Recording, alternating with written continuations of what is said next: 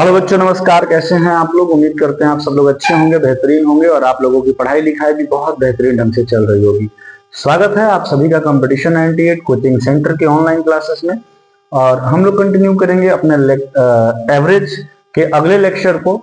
और एवरेज में हम लोग पिछले लेक्चर में टाइप नंबर 2 तक कंप्लीट कर चुके थे। आज हम लोग कंटिन्यू करेंगे टाइप नंबर 3 से।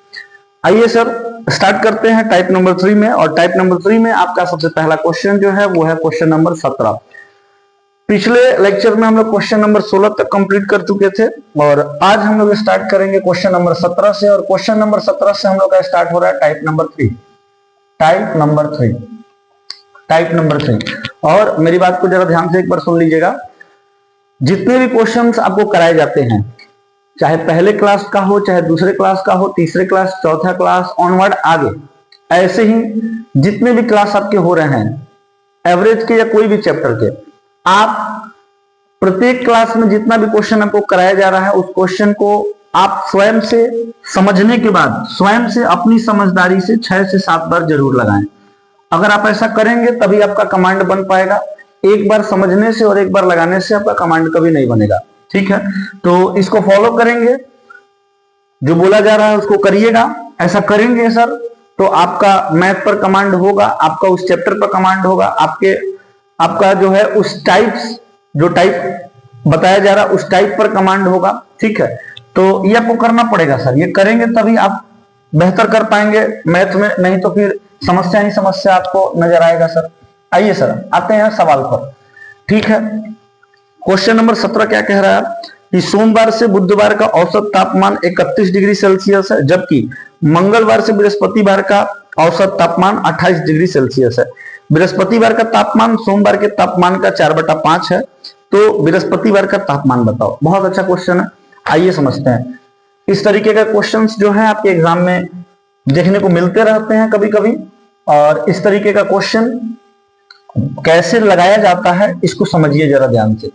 कह रहा है कि सोमवार से लेकर और बुधवार तक का औसत तापमान जो है वो दे रखा है आप लोगों का 31 डिग्री सेल्सियस। सोमवार से लेकर बुधवार तक, सोमवार, मंगलवार और बुधवार, है ना, ये 3 दिनों का जो औसत तापमान दे रखा है, एवरेज टेम्परेचर, औसत तापमान, 3 दिनों का जो एवरेज टेम्परेचर औसत तापमान दे रखा है वो दे रखा है 31 डिग्री सेल्सियस।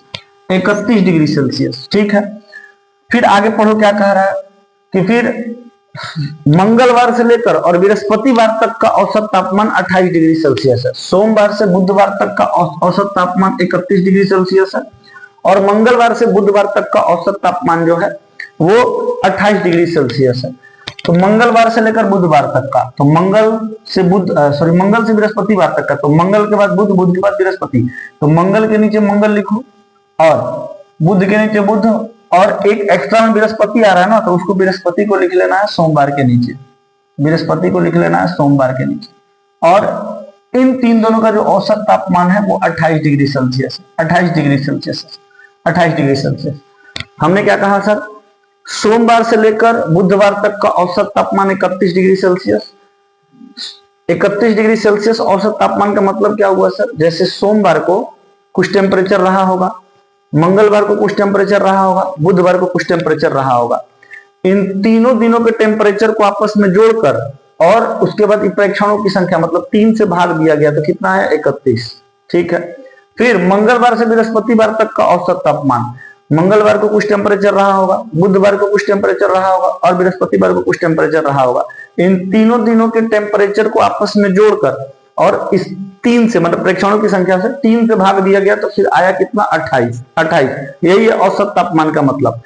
अच्छा, अगर औसत तापमान इन 3 दिनों का 31 है, इसका मतलब यहां भी औसतन 31 डिग्री सेल्सियस, यहां भी 31, यहां भी 31, तो तीनों का योग अगर हम देखें, तीनों दिन के टेम्परेचर का योग अगर हम देखना चाहें तो योग बराबर क्या होता है सर, योग बराबर होता है औसत गुणे प्रेक्षणों की संख्या। औसत गुणे प्रेक्षणों की संख्या, तो औसत गुणा प्रेक्षण की संख्या, क्या प्रेक्षण है 1 2 3, औसत गुणे प्रेक्षणों की संख्या मतलब 31 × 3 कितना आ जाएगा मेरे भाई 93 डिग्री आ गया। ये क्या निकाले हम, सम। ये कैसे निकाले सर, 31 × 3, 31 × 3। ठीक है, ठीक उसी तरीके से मंगलवार से बृहस्पतिवार तक का औसत तापमान 28 है, तो इसका योग कितना हो जाएगा? मंगलवार का तापमान प्लस बुधवार का तापमान प्लस बृहस्पतिवार का तापमान जोड़ेंगे तो कितना हो जाएगा सर? योग क्या होता है? औसत गुणा का कुल प्रेक्षणों की संख्या। क्या गो प्रेक्षण है? 3 गो। तो 28 में 3 से गुणा करेंगे आएगा 84, मतलब 84 डिग्री सेल्सियस। कैसे आया सर? 28 में 3 से गुणा करने को, 28 में 3 से गुणा करने को। बहुत बढ़िया, बहुत बढ़िया। अब आगे आपको एक स्टेटमेंट दे रखा है कि मंगलवार का, सोमवार का जो तापमान है वो क्या बोला है? ऐसे ही तो बोला है, नहीं, बृहस्पतिवार का जो तापमान है वो सोमवार के तापमान का 4/5 है, ऐसे बोल रखा है। बृहस्पतिवार का तापमान सोमवार के तापमान का 4/5 है, ऐसे बोल रखा है। तो सबसे पहले आप क्या करिए, इसमें लीनियर इक्वेशन की मदद से इसको सॉल्व करिए। इसको सॉल्व करिए सर। सोमवार, मंगलवार और बुधवार का तापमान जोड़ने के बाद सर 93 आ रहा है, ठीक है। मंगलवार, बृहस्पतिवार और बुधवार का तापमान जोड़ने के बाद 84 आ रहा है। यहां पर लगाएंगे हम लोग लीनियर इक्वेशन, दोनों बगल हम लोग घटाएंगे, इधर भी और इधर भी।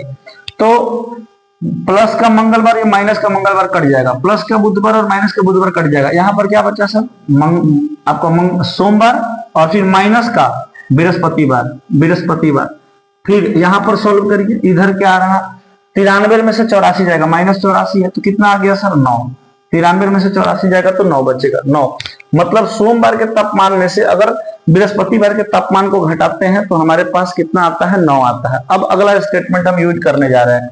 क्या बोला है सर? कि बृहस्पतिवार का तापमान सोमवार के तापमान का 4/5 है। बृहस्पतिवार का तापमान सोमवार के तापमान का 4/5 है। बृहस्पतिवार का तापमान जो है वो सोमवार के तापमान का 4/5 है, ऐसे ही तो बोला है। बृहस्पतिवार का जो तापमान है वो सोमवार के तापमान का 4/5 है।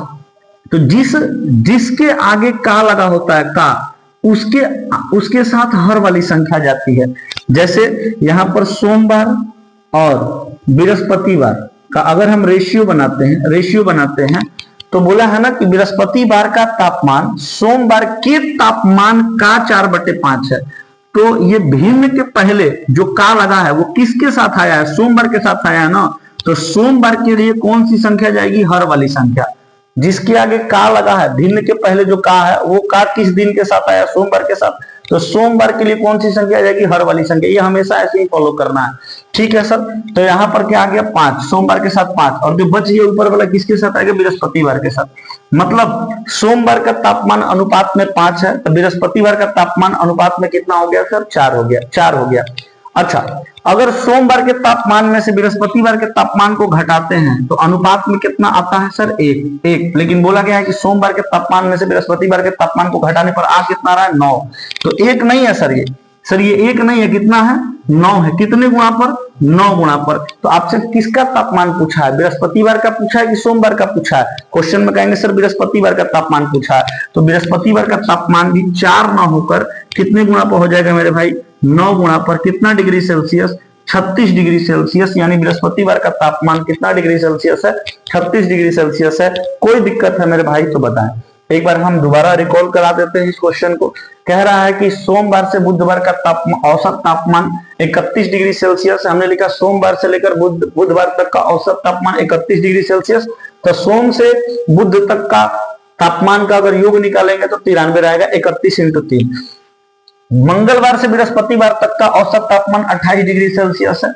तो अगर मंगल से बृहस्पतिवार तक के तापमान का योग निकालते हैं तो 84 डिग्री सेल्सियस आता है। उसके बाद हम इसको लीनियर इक्वेशन के तहत सॉल्व करते हैं, लीनियर मेथड लगाते हैं, इधर भी माइनस और उधर भी माइनस करते हैं। मंगलवार से मंगलवार कट गया, बुधवार से बुधवार कट गया, सोमवार माइनस का बृहस्पतिवार, फिर 93 माइनस का 84, 9 आ गया। मतलब सोमवार के तापमान में से अगर बृहस्पतिवार के तापमान को घटाते हैं तो 9 आता है। यहां तक हमें यह समझना है सर। उसके बाद अगला एक स्टेटमेंट बोला है क्वेश्चन में कि बृहस्पतिवार का तापमान सोमवार के तापमान का 4/5 है। हमने कहा कि भिन्न के पहले जो 4/5 लिखा है उसके पहले जो का लिखा है उस का के साथ जो भी दिन का नाम लिखा गया है उस दिन के साथ हर वाली संख्या। तो सोमवार का 4/5 है, मतलब सोमवार के साथ 4/5, हर में 5 है तो 5 किसके साथ लिखा जाएगा? सोमवार के साथ। जो बच गया वो किसके साथ आएगा? बृहस्पतिवार के साथ। अब सोमवार और बृहस्पतिवार का अगर अंतर निकाले, मतलब सोमवार का अनुपात में अगर तापमान 5 है तो बृहस्पतिवार का 4 है, तो सोमवार में से बृहस्पतिवार के तापमान को घटाते हैं तो अनुपात में कितना आता है 1, जबकि वास्तव में कितना है सर 9 है, तो 1 नहीं है 9 है, कितना गुणा पर 9 गुणा पर, तो सोमवार का तापमान पूछता है तो 5 में 9 से गुणा करते हैं, बृहस्पतिवार का तापमान पूछा है तो इसमें 9 से गुणा कर देंगे, मतलब ये भी 9 गुणा पर हो जाएगा कितना सर 36 डिग्री सेल्सियस। कोई दिक्कत सर? बिल्कुल कोई दिक्कत नहीं सर, इसको नोट करिए। नोट करेंगे उसके बाद फिर हम लोग आगे बढ़ते हैं और बात करते हैं अब सवाल नंबर 18 पर। सवाल नंबर 18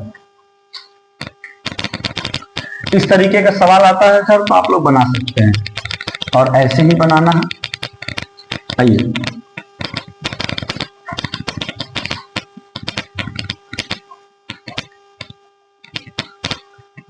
बात करते हैं अब सवाल नंबर 18 पर। सवाल नंबर 18, सवालों को समझिए, मेरे बताने से पहले आप सवाल समझिए स्वयं से, उसके बाद से हमको सुनिए, हम सवाल को जब समझा रहे हैं और ध्यान से सॉल्यूशन को देखिए, एक एक स्टेप को समझने का प्रयास करिए, अपना कॉमन सेंस का प्रयोग करिए, दिमाग खोलकर सवालों को पढ़िए, दिमाग खोलकर सवालों को समझिए, समझने के बाद उसको खुद से लगाइए 6 से 7 बार। हो सकता है आपको पहले से दूसरा बार में दिक्कत हो, तीसरे बार में भी दिक्कत हो, चौथे बार से आपको कॉन्फिडेंस आने लगेगा।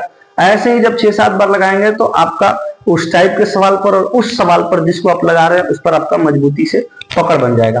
ठीक है, ऐसा करना पड़ता है सर, अगर आप बिगिनर हैं तो ऐसा करना पड़ेगा, पहली बार पढ़ रहे हैं ऐसा करना पड़ेगा। ठीक है, ये मेहनत करना पड़ेगा। चलिए आगे बढ़िए और बात करते हैं सवाल नंबर 18 पर। कह रहा है एक सप्ताह के लिए दैनिक वर्षा का औसत 0.25 सेंटीमीटर था।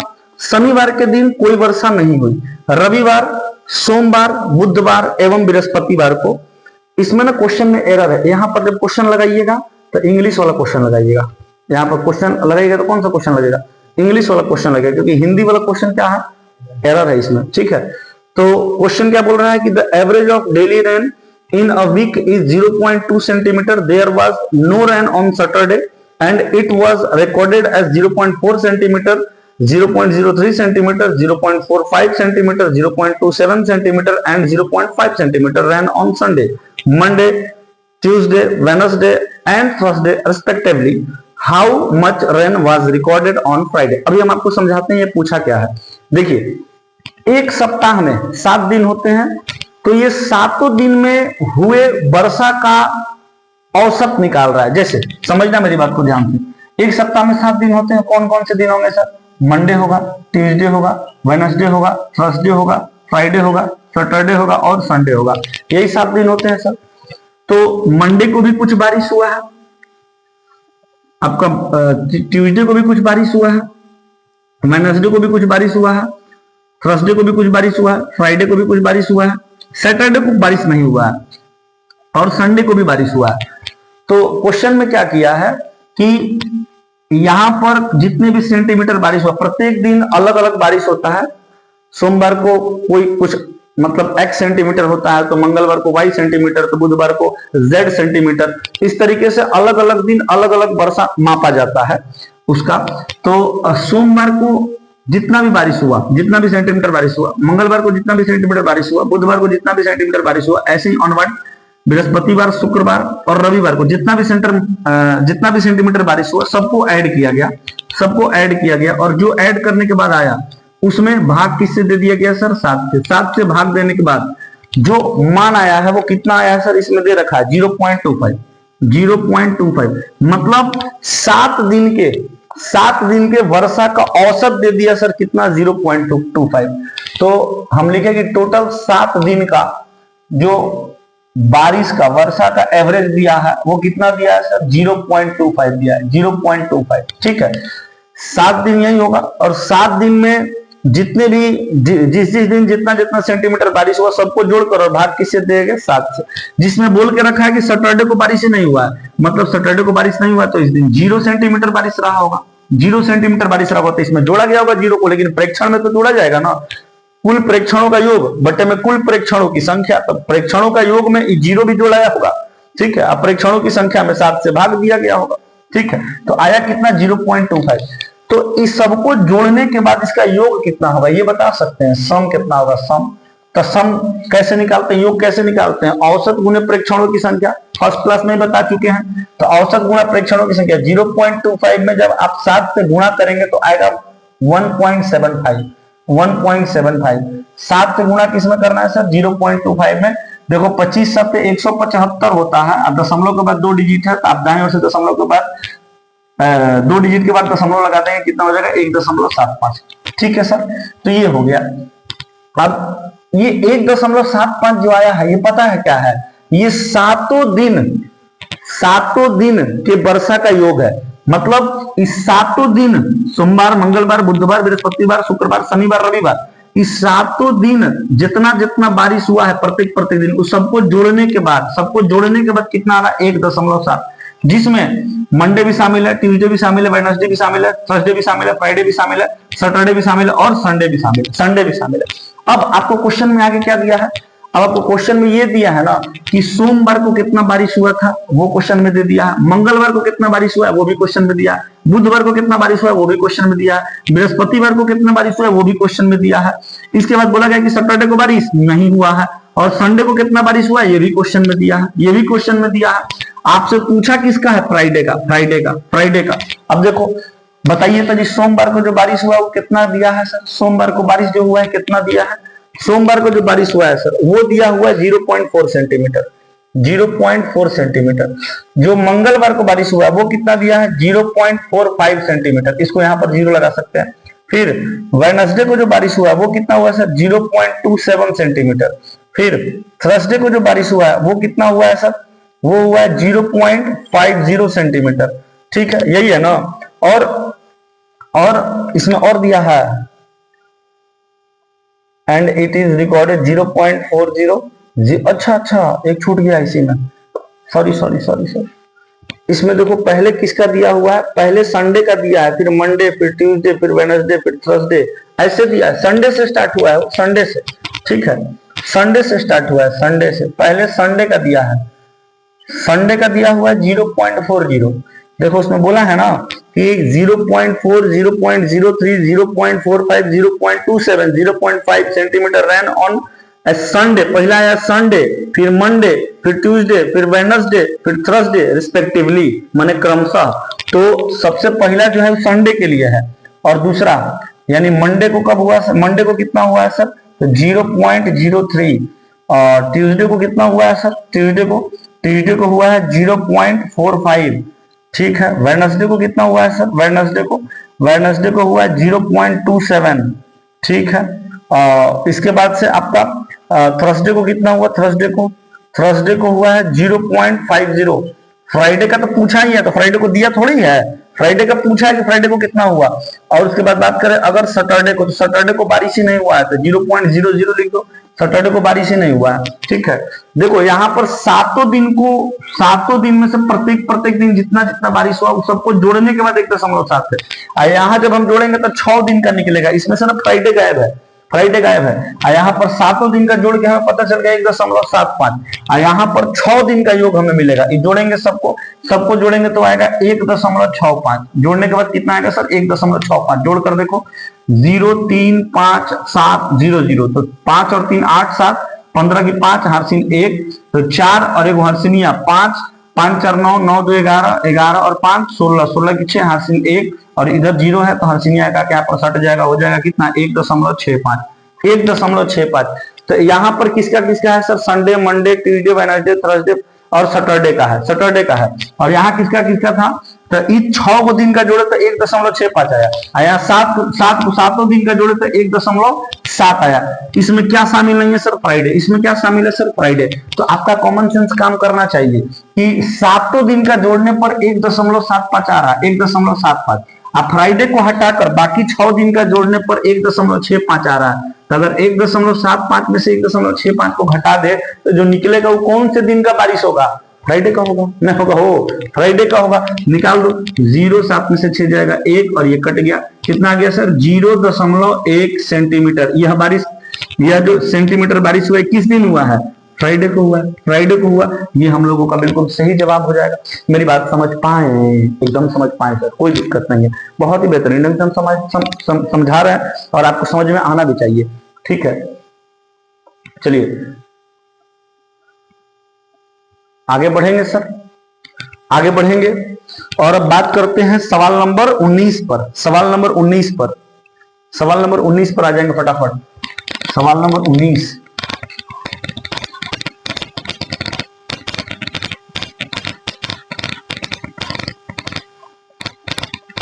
सवाल नंबर 19।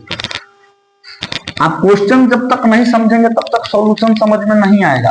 तो सबसे पहले आपका फोकस होना चाहिए क्वेश्चन समझने पर। बच्चा क्या करता है, डायरेक्ट सॉल्यूशन समझने आता है। जब आप डायरेक्ट सॉल्यूशन समझिएगा तो कुछ बुझाएगा हो, कुछ नहीं बुझाएगा। पढ़ने का तरीका होता है, ठीक है। सबसे पहले क्वेश्चन समझिए कि क्वेश्चन पूछा क्या है और डेटा क्या दिया है। उसके बाद आइए सॉल्यूशन पर कि मास्टर कर क्या रहा है, कैसे सॉल्यूशन कर रहा है, कैसे कैसे स्टेप ले जा रहा है, क्या क्या समझा रहा है, ठीक है।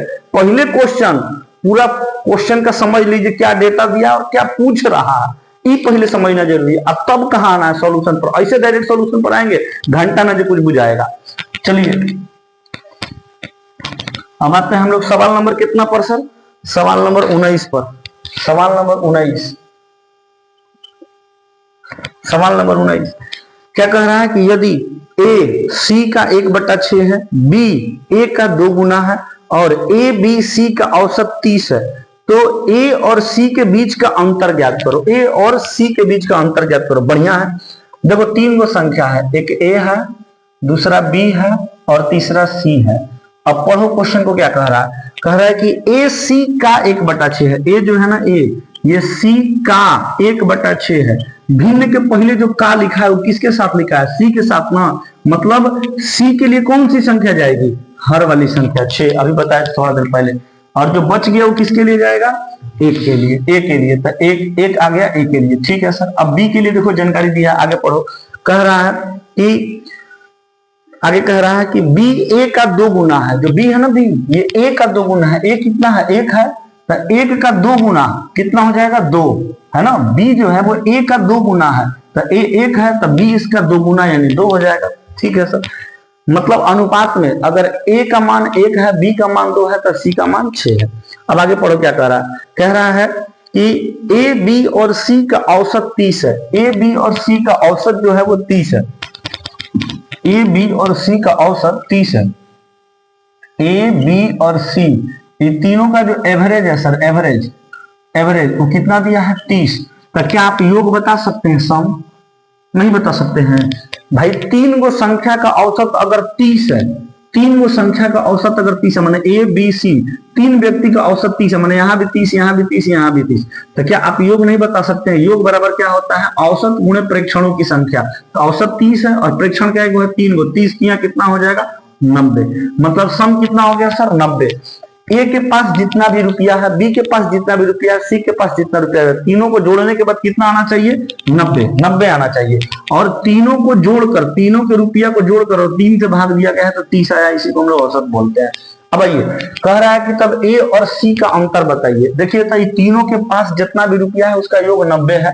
तो यहाँ पर अनुपात में तीनों के पास जितना रुपया है उसका योग कितना आ रहा है। ए के पास अनुपात में 1, बी के पास 2, सी के पास 6। तो 6 2 8 और 1 कितना आ गया सर, अनुपात में 9। जबकि बता के रखा है यहाँ पर कि औसत 30 है और योग कितना है, 90। योग हम खुद से निकाले हैं। औसत 30 है तो हम लोग बता सकते हैं कि योग 90 होगा, ठीक है। तो यहाँ पर योग अनुपात में कितना आ रहा है, 9। बोलेंगे 9 नहीं है सर, कितना है, 90 है। कितना गुना पर, 10 गुना पर। ए और सी का अंतर पूछा है, बता देंगे अनुपात में ए और सी का अंतर कितना है, 5 है। 5 है, बोलेंगे 5 नहीं होगा सर, ओरिजिनल निकालेंगे तो 10 गुना पर कितना हो जाएगा मेरे भाई, 50। 50 बिल्कुल सही जवाब हो जाएगा। कितना आसान क्वेश्चन था। क्लियर है, कोई दिक्कत हुआ सर, कोई दिक्कत नहीं, कोई दिक्कत नहीं हुआ सर, कोई दिक्कत नहीं हुआ, एकदम कोई दिक्कत नहीं। बहुत आसान क्वेश्चन था और बहुत आसान तरीके से हम लोग इसको सॉल्व कर दिए। चलो भाई आगे बढ़ते हैं और बात करते हैं अगले सवाल पर।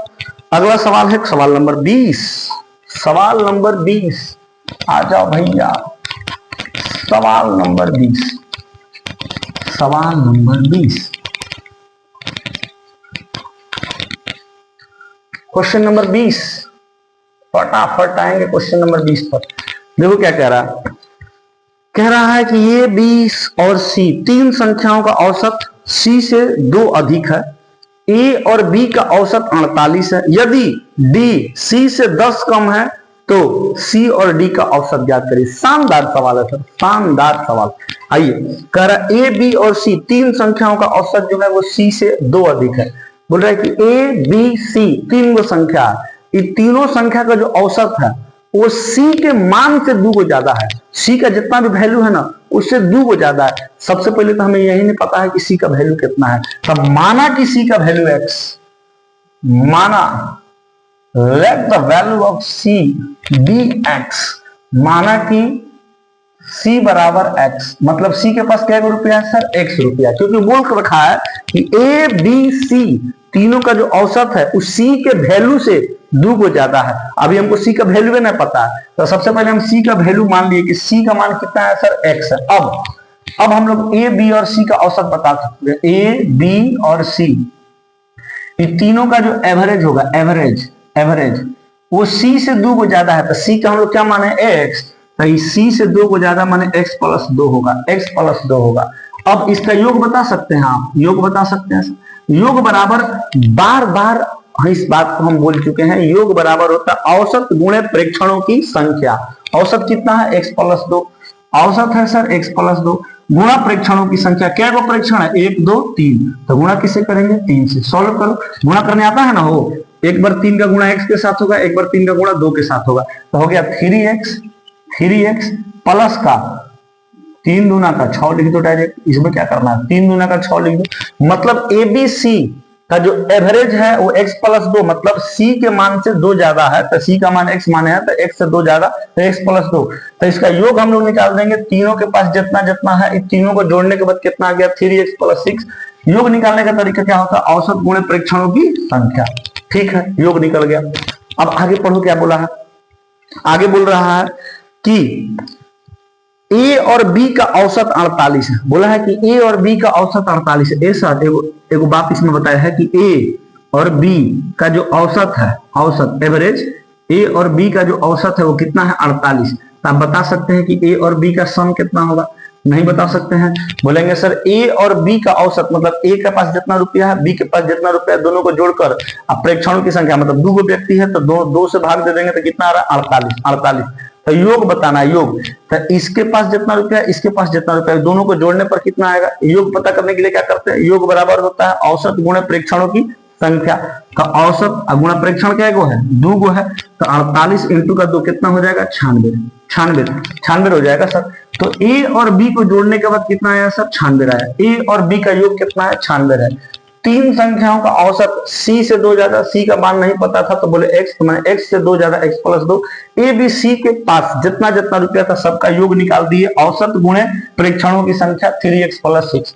फिर क्वेश्चन ये बोल रहा है कि a और b का औसत 48 है, a और b का औसत 48 था, a और b का सम निकाल लिए, योग निकाल लिए, कितना हो गया मेरे भाई, 96 हो गया, 96। अब आगे पढ़ो क्या कह रहा, आगे कह रहा है, इसमें एक बात और बोला है कि यदि d c से 10 कम है, जो d है ना, d जो है ना, d वो c से 10 गो कम है, c से 10 गो कम है, कौन कम है, d कम है। मतलब c में से अगर d को घटा दे तो कितना आएगा, 10। ये बात को ध्यान में रखो, हम क्या बोल रहे हैं, ध्यान में रखना, क्या बोले हम, बोले कि c में से d को घटा देंगे तो 10 आएगा। बोल के रखा है कि जो d है वो c से 10 गो कम है, मतलब c ज्यादा है, किससे ज्यादा है, d से ज्यादा है। कै को ज्यादा है, 10 को ज्यादा। अगर d c से 10 को कम है, इसका मतलब c d से 10 को ज्यादा है, तब c में से d को घटाएंगे तो कितना आएगा, 10 आएगा, 10 आएगा सर।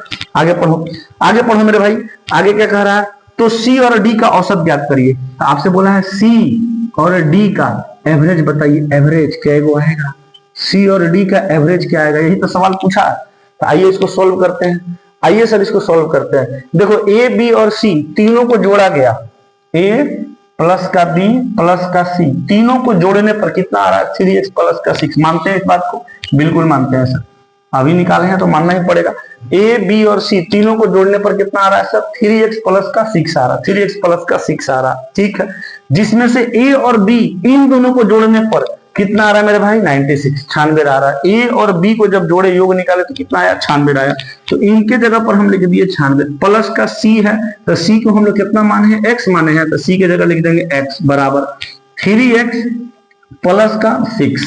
अब इसको सॉल्व कर दो मेरे भाई, ये 6 इधर प्लस में, इधर आएगा तो माइनस में, तो 96 में से 6 जाएगा कितना हो गया सर 90 बराबर x इधर प्लस में उधर जाएगा तो माइनस में, 3x में से 1x घट गया, कितना x बचा 2x, ये 2 से कट गया कितना बार में 45 बार में, x का मान कितना आ गया मेरे भाई 45 आ गया, x का मान 45 आ गया और c के बराबर, c को हम लोग किसके बराबर माने थे x के बराबर, माने इसी का मान कितना हो गया सर 45, c का मान कितना हो गया 45 हो गया। तब इसको हम लोग कैसे बोलेंगे सर कि c का मान हमें पता चल गया सर 45 माइनस का d बराबर का 10, तो क्या यहाँ से आप d का वैल्यू नहीं निकाल सकते हैं, d उधर जाएगा तो प्लस में, अब 10 इधर आएगा तो माइनस में, ठीक है। तो 45 में से 10 को घटाएंगे कितना आ गया मेरे भाई 35, तो d का मान कितना हो गया 35 और c का मान यहाँ हम लोग निकाल लिए कि 45, x किसको माने थे c को ना माने थे जी, तो c का मान आ गया 45 और d का मान आ गया 35। हमसे c और d का औसत पूछा है, क्या आप c और d का औसत नहीं निकाल सकते हैं, बिल्कुल निकाल सकते हैं सर, ले आइए औसत निकाला जाए। c और d का औसत निकालना है, c और d का एवरेज निकालना है, एवरेज c और d का एवरेज निकालना है कि c और d का एवरेज कितना होगा, बिल्कुल निकाल देंगे सर। औसत कैसे निकलता है, कुल प्रेक्षणों का योग बटे में कुल प्रेक्षणों की संख्या, c क्या है, c है 45 और d क्या है, d है 35, औसत निकालना है तो कुल प्रेक्षणों का योग 45 प्लस का 35 और कुल प्रेक्षणों की संख्या, 2 को प्रेक्षण है 2 से भाग दे देंगे और सॉल्व करिए मेरे भाई, 45 में 35 जोड़ दीजिए तब 45 5 50 3 80, 80 बटा में 2 कितना आ गया मेरे भाई 40 औसत हो गया सी और डी का, 40 औसत हो गया सी और डी का। बोलो समझ में आया, एकदम समझ में आया, कोई दिक्कत नहीं हुआ। बोला है कि एक 3 गो संख्या ए बी और सी, उन तीनों संख्याओं का जो औसत है वो c से 2 गो ज्यादा है, c से 2 गो ज्यादा है। सबसे पहले तो हमें पता ना c है कितना, तो मान लिया c को x, ठीक है, तो इन तीनों संख्याओं का औसत c से 2 गो ज्यादा माने x से 2 गो ज्यादा x प्लस 2। अब इन तीनों का योग निकालना है, योग निकालना तो योग बराबर होता है औसत गुणे प्रेक्षणों की संख्या, औसत है x प्लस 2, प्रेक्षण क्या को है 1 2 3, तो प्रेक्षणों की संख्या औसत गुणे प्रेक्षणों की संख्या 3x प्लस 6, योग आ गया। इसके बाद बोला कि a और b का औसत 48 है, ए और बी का औसत 48 है, तो यहां से हम लोग योग निकाल लिए 96, ठीक है। इसके बाद क्या बोला है सर कि जो डी है वो सी से 10 गो कम है, जो डी है वो सी से 10 गो कम है, इसका मतलब है कि सी डी से 10 गो ज्यादा, मतलब सी में से डी को घटाएंगे तो 10 गो मिलेगा। तो बताइए कि सी और डी का औसत क्या होगा। हमने कहा कि ए बी सी तीनों को जोड़ने के बाद 3x प्लस 6 आता है, ठीक है, जिसमें से ए और बी को जोड़ने के बाद 96 आता है, ठीक है, प्लस का सी हम लोग x माने थे, x लिख दिए, बराबर इसके कर दिए, यहां से x का मान निकाले 45, c को x माने थे मतलब c का मान आ गया 45। अब c में से d को घटाने पर 10 मिलेगा, मतलब 45 माइनस d बराबर 10। तो अब यहां से d का वैल्यू निकाल लिए 35 सर, c का भी मान निकल गया, d का भी मान निकल गया, दोनों का औसत बताना है तो c और d का औसत 45 प्लस 35 बटा में 2, 80 बटा में 2, 40, बिल्कुल सही है सर, कोई दिक्कत नहीं है, कोई दिक्कत नहीं है, कोई दिक्कत नहीं है, एकदम क्लियर ही क्लियर। कोई दिक्कत है तो बोला जाए। आगे बढ़ेंगे और अब बात करेंगे अगले सवाल पर, सवाल नंबर 21। सवाल नंबर 21 पर आते हैं सर, आइए सवाल नंबर 21।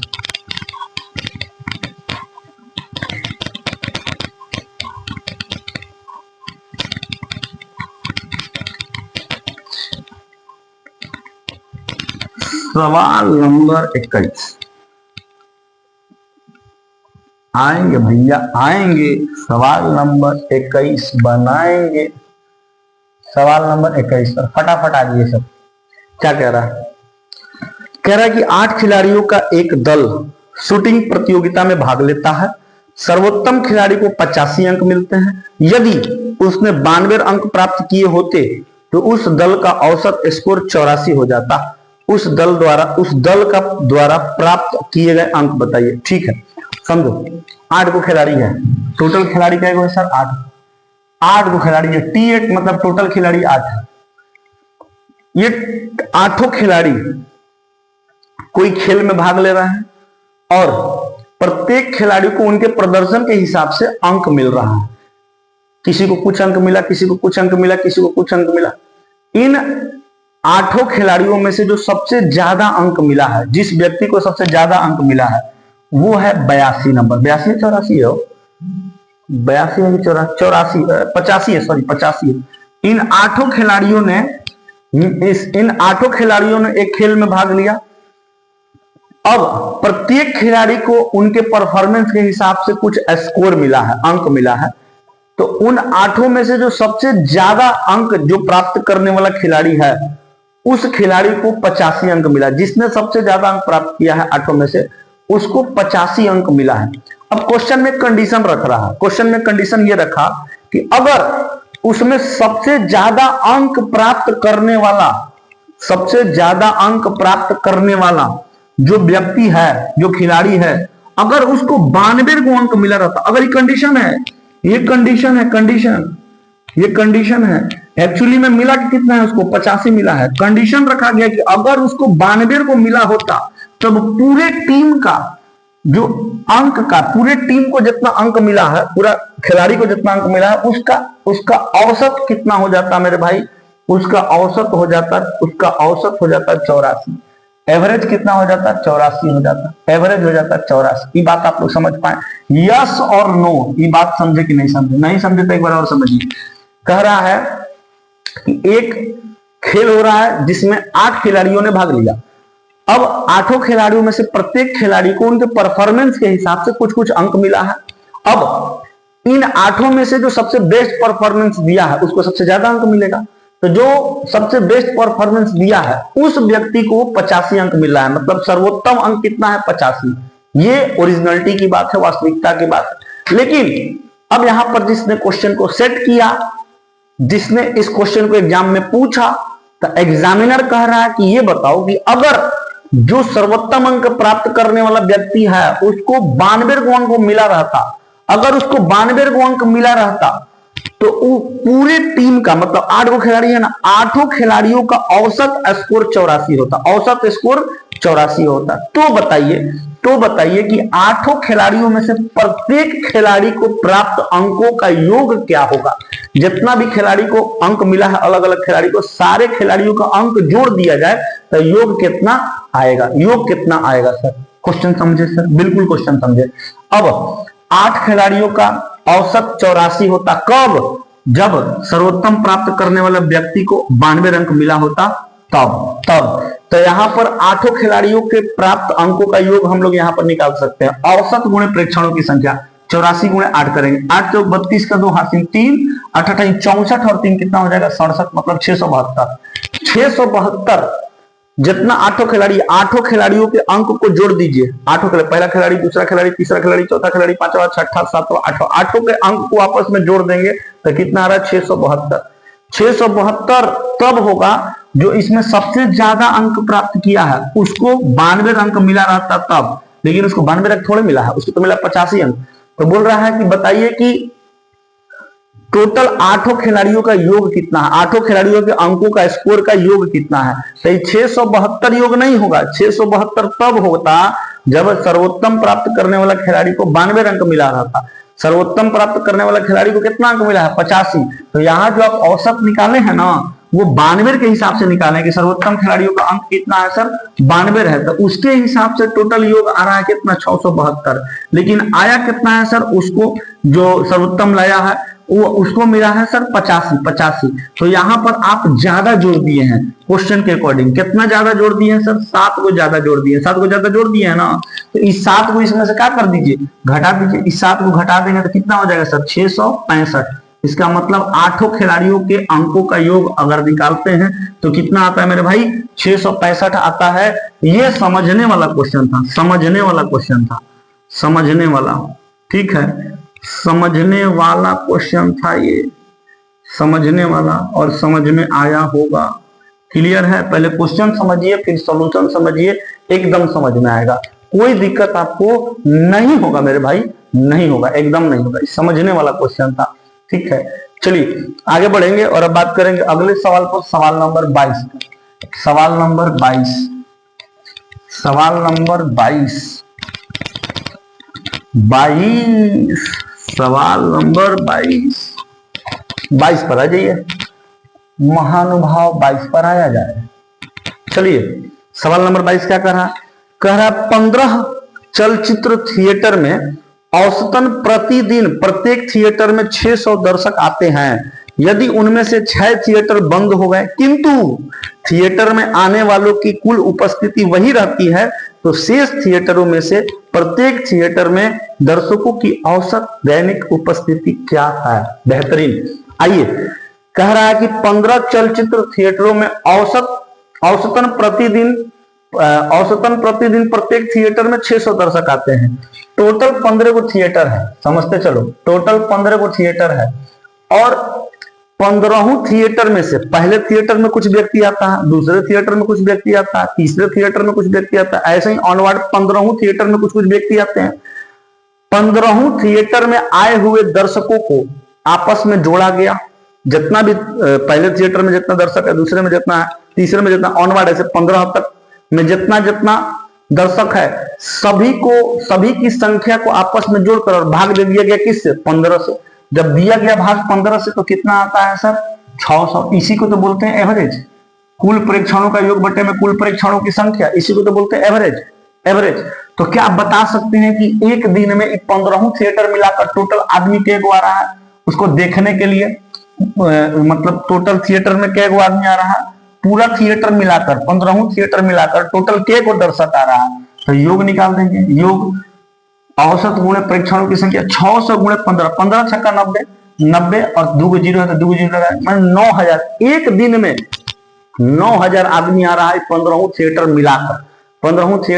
अब आगे पढ़ो क्या कह रहा है कि यदि उनमें से 6 थिएटर बंद हो जाए, 15 को थिएटर है, कह रहा है इसमें से 6 को थिएटर बंद कर दीजिए, मतलब अब थिएटर क्या बचा? 9 को। तो 15 थिएटर में से 6 थिएटर बंद करने के बाद क्या बोला? 6 थिएटर बंद हो गए किंतु थिएटर में आने वालों की कुल उपस्थिति वही रहती है। थिएटर में आने वालों की कुल उपस्थिति वही रहती है, मतलब 6 को थिएटर बंद हो गया ना, तो अब लोग मान नहीं रहा है, उतना ही लोग फिर आ रहा है, मतलब 9000 लोग अभी आ रहा है देखने के लिए।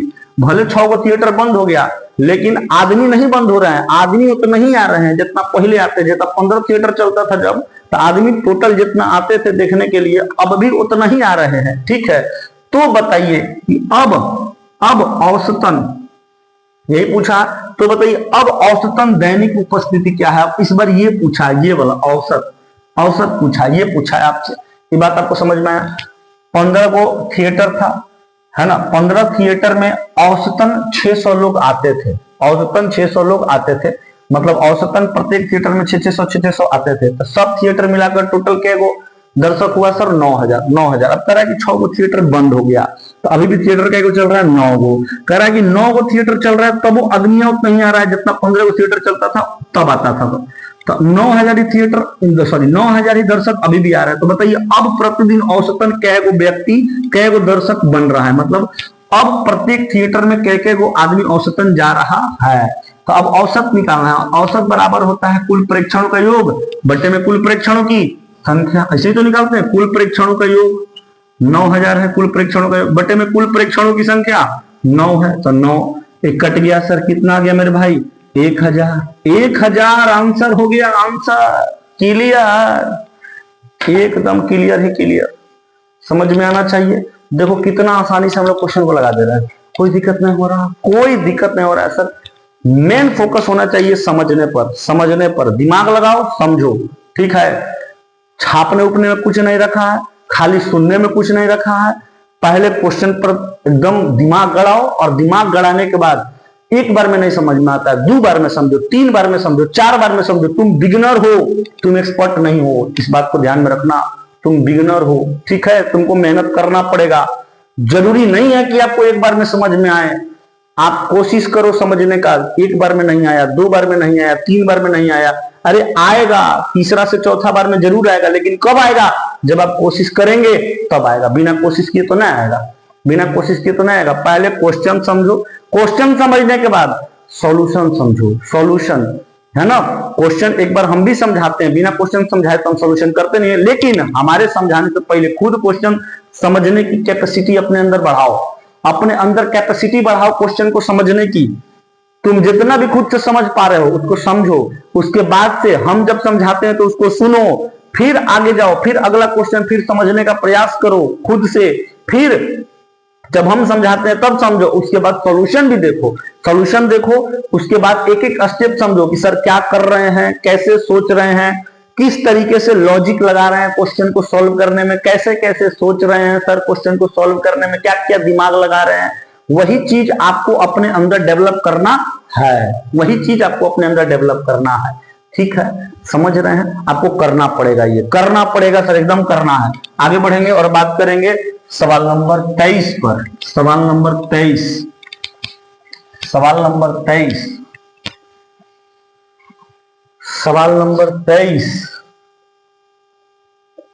क्या कह रहा है? सवाल नंबर 23 कह रहा है कि किसी विशेष सप्ताह में Taj Mahal, oh my God, Taj Mahal देखने वाले लोगों का औसत 40 है, यदि छुट्टियों को हटा दे तो औसत 16 बढ़ जाता है। तो ये जो स्टेटमेंट आपका दिया है ना, इसके बाद जो हम पढ़ रहे हैं, यदि हम उस दिन को भी हटा दे जिस दिन अधिकतम 112 लोग आए थे तो औसत 42 हो जाता है। इस स्टेटमेंट का इस क्वेश्चन को सॉल्व करने में कोई जरूरत नहीं है, क्योंकि इस क्वेश्चन में आपसे पूछा सप्ताह में छुट्टियों की संख्या क्या है। तो इसका आंसर देने के लिए हम पहला जो दो स्टेटमेंट दिया है ना, सिर्फ उसी दो स्टेटमेंट से यह बता सकते हैं इस क्वेश्चन में कि सप्ताह में छुट्टियों की संख्या क्या है। जो बोला है ना कि किसी विशेष सप्ताह में ताजमहल देखने वाले लोगों का औसत 40 है, एक ये स्टेटमेंट का यूज करेंगे। फिर यदि छुट्टियों को हटा दिया जाए तो औसत 16 बढ़ जाता है, एक ये स्टेटमेंट यूज करेंगे। ये जो अगला स्टेटमेंट आपको जो दिया है ना, यदि हम उस दिन को भी हटा दे जिस दिन अधिकतम 112 लोग आए थे तो औसत 42 हो जाता, ये आपको भरमाने के लिए दिया है। ठीक है, इसका यहाँ पर कोई यूज नहीं है।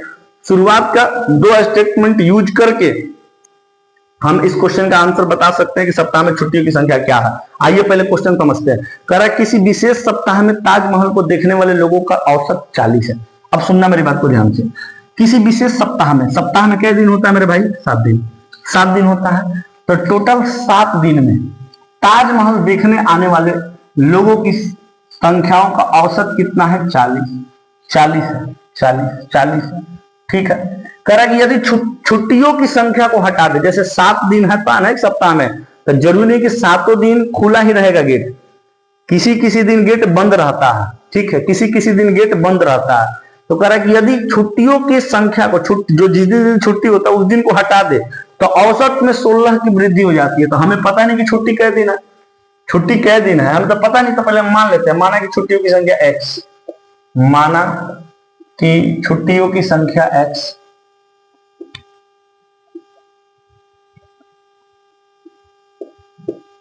माना कि छुट्टियों की संख्या बराबर x, ये मान लीजिए। माना कि सप्ताह में 7 दिन होता है तो 7 दिन में से x दिन छुट्टी है, मान लीजिए हम कि 7 दिन में से x दिन छुट्टी है, ऐसा मान लीजिए कि x दिन छुट्टी है सर। तो बोल रहा है कि 7 दिन का औसत अगर देखा जाता है तो 40 आता है, 7 दिन का औसत अगर देखा जाता है तो 40 आता है। अब समझना मेरी बात को, हम क्या समझाना चाह रहे हैं। Monday, Tuesday, Wednesday, Thursday, Friday, Saturday, Sunday. ठीक है, अब समझना हम क्या समझाना चाह रहे हैं, समझो। 7 दिन होता है तो जरूरी नहीं है कि ताजमहल का गेट मतलब ताजमहल देखने के लिए उसका जो गेट है वो 7 दिन खुला रहेगा, ऐसा जरूरी नहीं है। हो सकता है कि 2 दिन, सप्ताह में 7 दिन होता है, 7 दिन में से 2 दिन बंद रहे, 3 दिन बंद रहे, 4 दिन बंद रहे, 5 दिन बंद रहे, 2 दिन खुलता हो, या 1 दिन बंद रहे, 6 दिन खुलता हो। ठीक है, ऐसा संभव है। ठीक है, तो बोल रहा है कि छुट्टियों की संख्या क्या है, मतलब कै दिन बंद रहता है, वही पूछा है।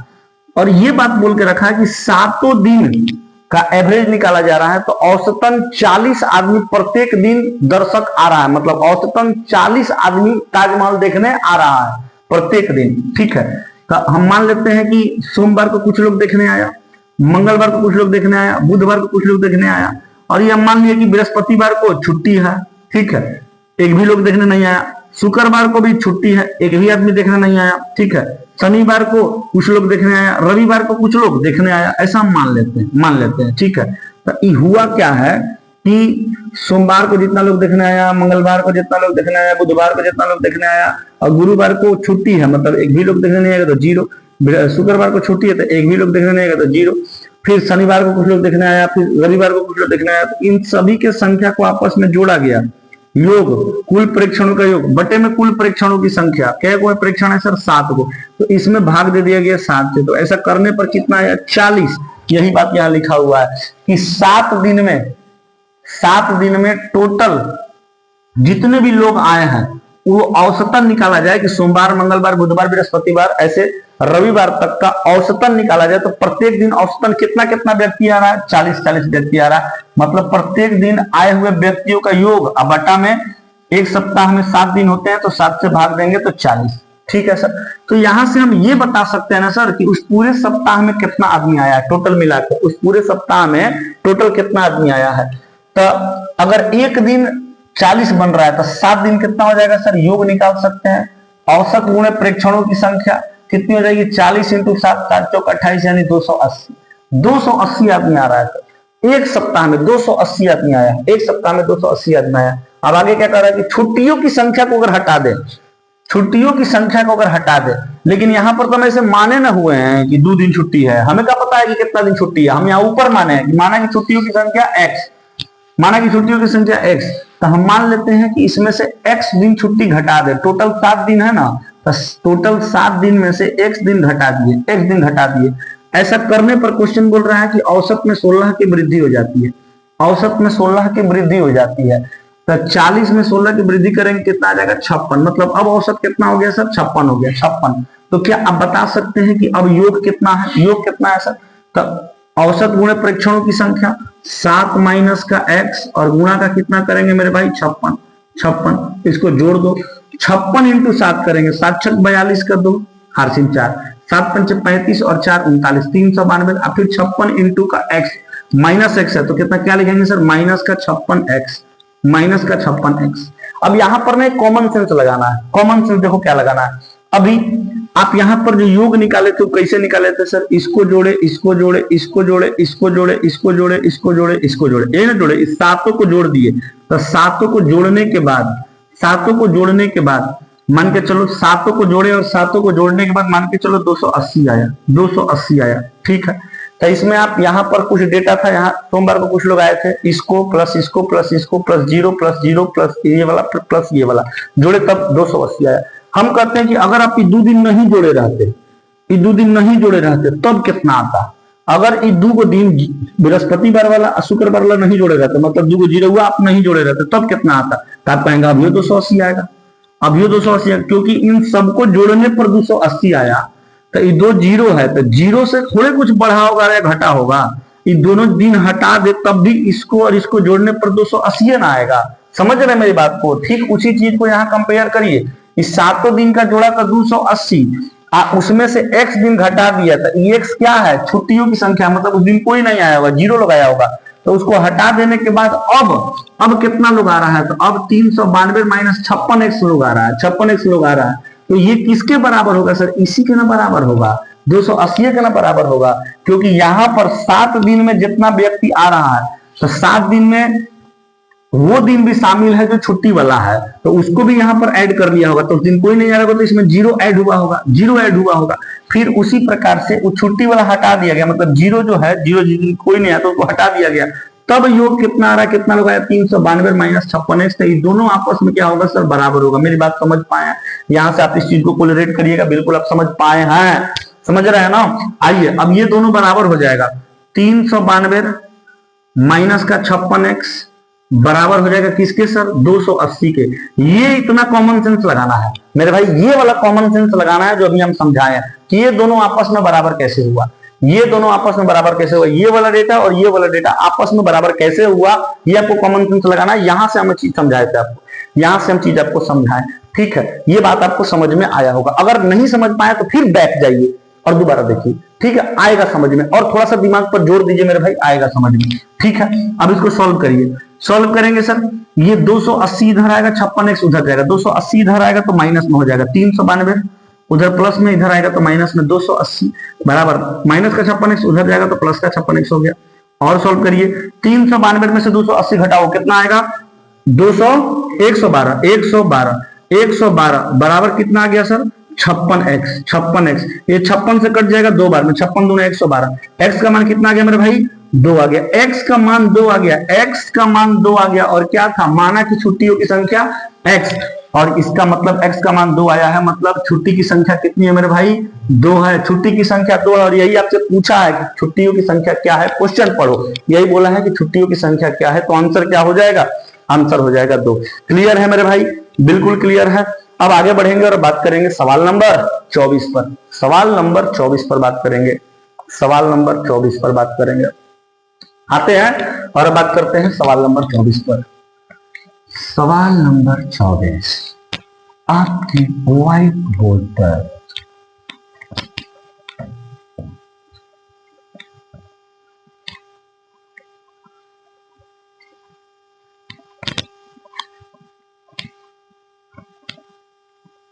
आइए भाई सवाल नंबर 24 को देखते हैं, क्या कह रहा है सवाल नंबर 24।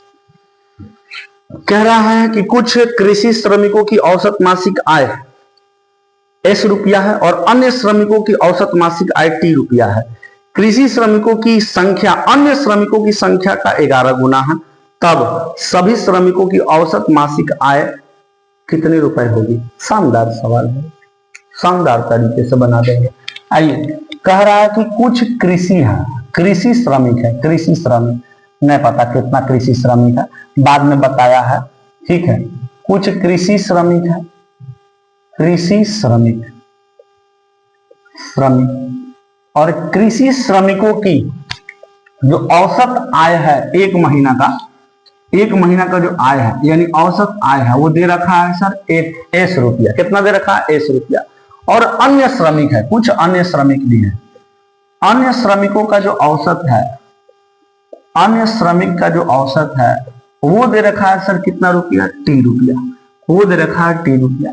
कृषि श्रमिक का औसत S रुपया, अन्य श्रमिक का औसत T रुपया, ऐसे दे रखा है। उसके बाद बोल रहा है कि कृषि श्रमिकों की संख्या अन्य श्रमिकों की संख्या का 11 गुना है। मतलब अगर अन्य श्रमिकों की संख्या 1 है, 1, तो कृषि श्रमिकों की संख्या कितनी होगी 11, 11। कृषि श्रमिकों की संख्या अन्य श्रमिकों की संख्या का 11 गुना है, 11 गुना। पढ़ो, सवाल में बोल रहा, क्या बोला है, कह रहा है कि कृषि श्रमिकों की संख्या अन्य श्रमिकों की संख्या का 11 गुना है। तब बोल रहा है सभी श्रमिकों का औसत आय ज्ञात करिए, सभी श्रमिकों का औसत आय ज्ञात करिए। सभी श्रमिक हैं कितना, सभी श्रमिक 11 प्लस 1 कितना हो जाएगा 12, 12 हो जाएगा। अब यहां पर बोला है सभी श्रमिकों का औसत आय ज्ञात करें।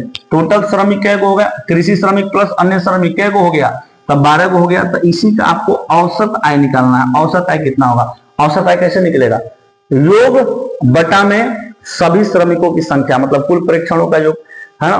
तो सबसे पहले तो योग निकालिए, कृषि श्रमिकों की जो आय है 11 को है ना कृषि श्रमिक, इनके आय का योग पहले निकालिए। औसत कितना S, योग कितना हो जाएगा, योग, योग बराबर होता है औसत गुणे परीक्षणों की संख्या, योग गुणा का सॉरी औसत गुणा का परीक्षणों की संख्या, S इंटू 11 कितना हो गया सर 11S।